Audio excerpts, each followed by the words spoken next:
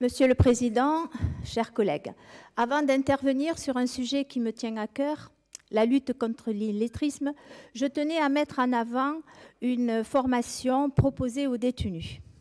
Organisée à la maison d'arrêt de Saint-Brieuc, cette formation permet aux stagiaires de valider des compétences socles en termes d'écriture, de calcul et de communication et d'obtenir ainsi la certification CLEA.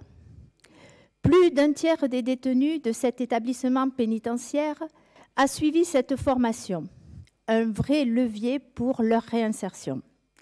C'est grâce à cette initiative que nous avons fait partie des finalistes du prix de l'innovation politique dans la catégorie emploi à Berlin en décembre dernier, où notre collègue Laurence Dufaux a représenté la région.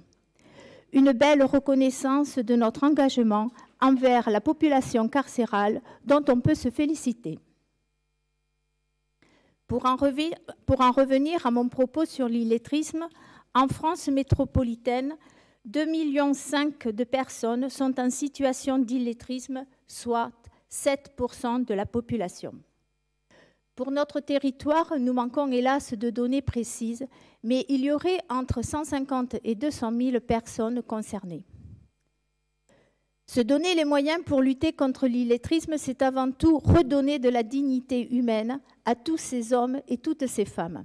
C'est leur permettre d'accéder à leurs droits, à l'autonomie et aussi à la culture. Mais c'est également un enjeu économique pour les entreprises. Alors, la région agit. Dès 2015, nous avons été co-signataires avec l'État du plan régional de prévention de lutte contre l'illettrisme. Arrivé à échéance, un second plan est en cours d'écriture.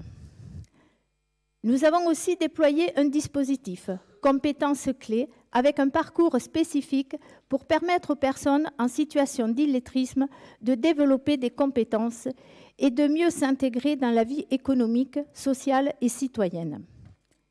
En 2018, plus de 1300 personnes ont pu bénéficier de ce parcours dédié. C'est avec détermination que la région s'investit auprès des publics les plus fragiles. Pour répondre encore mieux à leurs besoins de formation, Compétences clés va devenir cette année Prépa clé. Pour s'ouvrir à un public plus large, avec une orientation pédagogique plus souple, avec l'objectif de développer des démarches de repérage et d'orientation des personnes en situation d'illettrisme. Car nous le savons tous, l'illettrisme est vécu comme une situation honteuse, cachée et difficile à admettre. Et à l'heure du tout numérique, il devient tout aussi nécessaire de lutter contre l'illectronisme, qui touche également beaucoup de nos concitoyens. Avec cette nouvelle orientation de nos politiques en matière de formation en direction des publics les plus vulnérables, est d'ailleurs saluée par le Césaire.